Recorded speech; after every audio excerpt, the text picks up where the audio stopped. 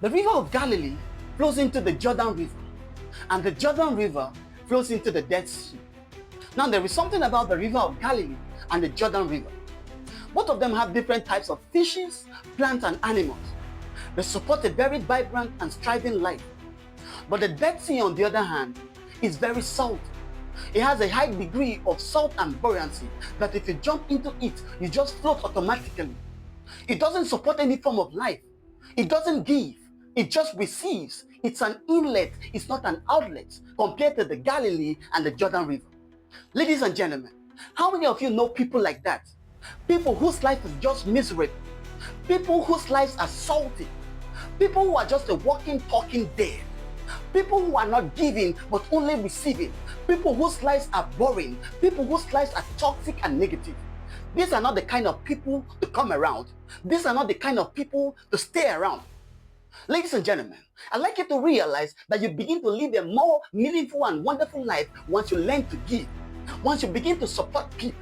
Once you begin to render service to people. We live in a time and era where lots of families are losing their jobs and businesses. We live in a time and era where young boys and girls are giving up in life. They are giving up in their vision, their dreams in life. They are beginning to take up activities like internet fraud and a lot of other negative activities.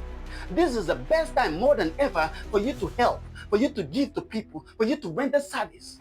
I'd like you to realize that the act of giving is the best form of life. There are people to help. There are lots of needy. There are lots of people who are frustrated and sad in life. You can help them out. You can give to them. You can take away sadness and that misery from their life. I'd like you to realize that service is the rent you pay on earth for using up time. What are you using with your time? What are you doing with your time and your service?